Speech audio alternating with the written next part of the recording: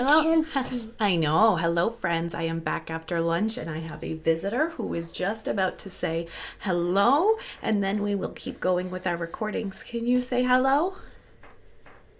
Good job. Can you say, let's go team SEO?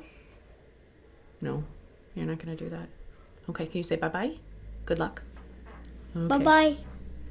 All right, I'm back. I had lunch with my kids, took the dog for a walk, and wrote my shitty first draft. This whole process, including walking the dog and planning it out in my head, took about 2 hours, right? So just getting it out of my head, having the energy to sit down and write it, sometimes that can be the hardest part. So let me share with you what I have here.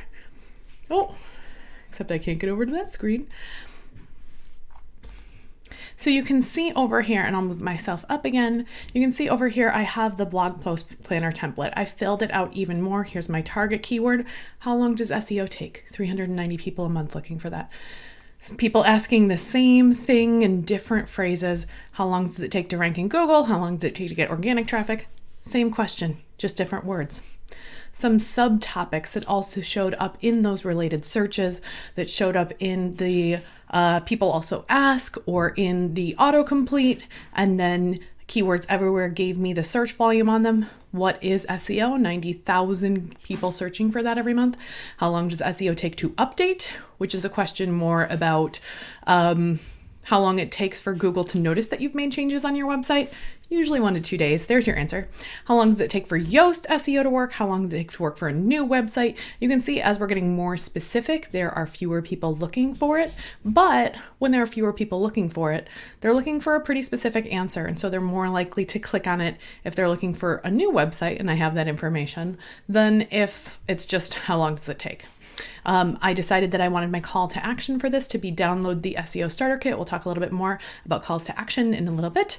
And I have a word count goal. This is going to be a longer post because I have a lot that I want to cover here. If you have a shorter blog post, you may want it to be at least 500 words. That way Google knows that there's enough information in there to get it started. And sometimes I would say about 70% of my posts are shorter posts. They just answer a question really quickly. I happened to pick one that is a little bit more nuanced here because I wanted to show you some of the level of detail of internal linking and subheadings and that kind of thing. So I am choosing a long form post here. Already just my initial sweary first draft is over 1,000 words because I had a lot I wanted to say, and this is a fairly complex topic that I've selected to show you. And then we'll talk about this in another couple of videos, but what are the posts that I've already written that I can link to? We'll talk about SEO titles and meta descriptions and external posts and product listings and headings, so that's all coming. But here is my actual first draft. You can see it's just kind of, I took a bulleted list and went, what are all of the things that are factors that I know about that impact how long it takes for SEO? And then I went through each of them. And I did domain history and what you're already ranking for and how frequently you update. And there's so much in here. This is a pretty dense post. But the cool part about this is that I have other links on every single one of these topics. So I can kind of tie it all together and make it into a pretty comprehensive post. Now, one of the things that I really want to talk about in just this video, now that we've got this together, is the body text of your blog post. So people are going to read the body text after they skim through. So they're going to skim through and then they're going to go back and they're going to look at the body text. So we don't want any of our really long, tedious paragraphs that are super long sentences and super long, multiple sentences, 6-7 sentences long. We're not writing novels here. We're writing blog posts. We want our blogs, our blog text to be really easy to read. So I might even break whatever this is into 1-sentence paragraphs. We want our paragraphs to be nice and short and sweet. And we want to sprinkle some of those keywords around the body text. So what were my keywords up here? My synonym keywords were how long does it take to rank in Google? How long does it take to get organic traffic? So I don't need to just say, how long does SEO take? How long does SEO take? How long does SEO take? Everywhere that I'm talking about this, because that's going to get boring for people to read. And Google is going to be like, oh, this is really kind of repetitive. So I'm going to find different ways to talk about ranking in Google and getting organic traffic and finding ways to integrate those phrases and use them like synonyms, use them to mean the same thing, but in different places. So sorry to scroll down. I know that can be kind of a headache. So here I'm going to say people ask a completely reasonable question, which is how long does SEO take? And I'm going to actually, here, I'm going to say if there's no clear one-size-fits-all answer for how long it takes to get organic traffic to your website. And that way I'm including that phrase, organic traffic. I'm including rank on Google. Maybe instead of saying see SEO results here, I'll say to start ranking on Google or ranking. Whoops.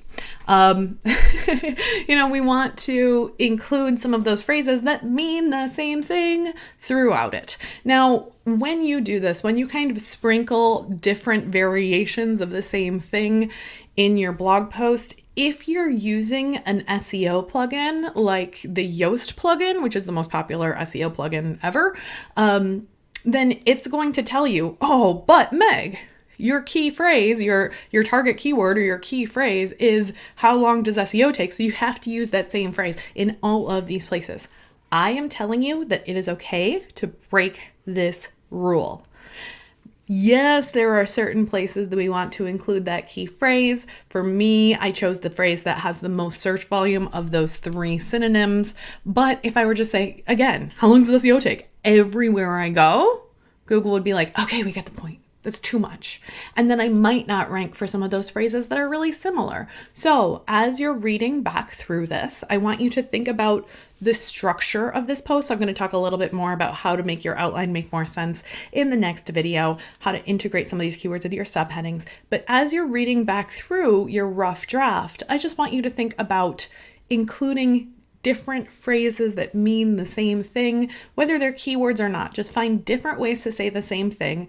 It's okay if it doesn't get you a green light. I'll talk more in a couple of videos about how the green light doesn't actually matter. Yoast doesn't actually talk to Google, right? Like, don't let that drive all of your optimization. Instead, think about how would I want to read this and what are all the different ways that I could say this. And I'll be back in the next video with more information about how to get those keywords into your subheadlines.